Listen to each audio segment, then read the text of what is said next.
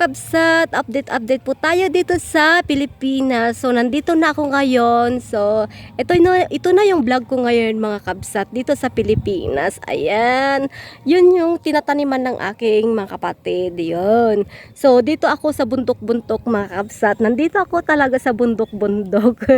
Kaya, pagdating ko dito, 2 araw lang is wala na yung kutis ko. Binawi na ng Pilipinas yung aking kutis mga kabsat. So, hindi na kayo magtaka kung maitim na ako.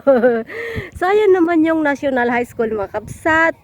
Yung sa baba niya yan, sa kabila, is nasa highway yan mga kabsat. So, kasi dito sa aking, sa aking bahay, sa aming bahay, is may dito, may street siya. Parang street ba? Ayan. Ayan mga kabsat. So, ayun yung National High School, pababa. So, grade 7 hanggang grade 12. So, ayun yung bagong school, agricultural yata yun mga kabsat. Ayan, yung green, bago yan. Tapos, papatuyuan daw nila dito sa harapan ng aming bahay. Dito banda. So, ayun yung aking bahay mga kabsat. Ayan. So, pinapagawa ko pa lang yan mga kabsat, hindi pa tapos. Ayan mga kabsat, yung nabagyo ng bubong ng nabagyo noon yan. Yung bubong ng bahay ko. So, pinapagawa ko pa lang. Pinapagawa ko pa lang until now mga kabsat. Ayun sa likod niya yung CR, liguan. Ayan yung pinagawa ko. So, yung bubong niya nung nabagyo mga kabsat is may ambag si Mamita Ateling Gray at si Ate Beli at si Anthony. Yan, si KSE Mix TV. Ayan mga kabsat. So, maraming salamat sa sponsor ng aking bubong ng bahay na nabagyo noon mga kabsat. Ayan, ang akala ko hindi na pwede. Ayan mga kabsat, na nawalan ako ng noon, ng pag-asa.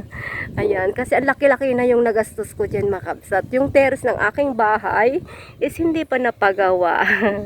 Ayan, so ipapagawa ko pa lang pag nakaipon-ipon na naman. Ayan, so ito naman yung harap ng bahay ng aking pamangkin at yung aking binata is yon si Ryan. Ayan yung aking binata mga kabsat. Ayan. So, nandito na ako sa Pilipinas mga kabsat. Maraming salamat sa inyong mga suporta, love and support sa aking sa Lady Lucana mga kabsat. Ayan. Ayan na si Ryan.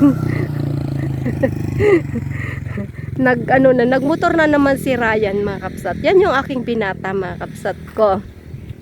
Ayan, ang ganda-ganda ng bulaklak dito. Yung yung bulaklak ng pamangkin ko. Ayan.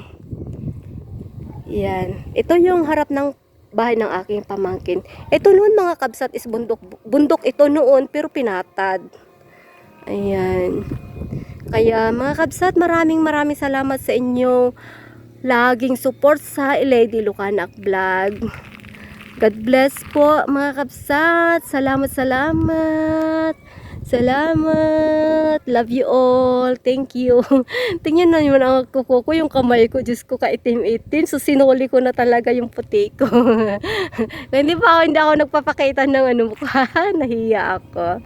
Ayan. So, maraming salamat sa inyo mga kabsat. Thank you. God bless. Love you all.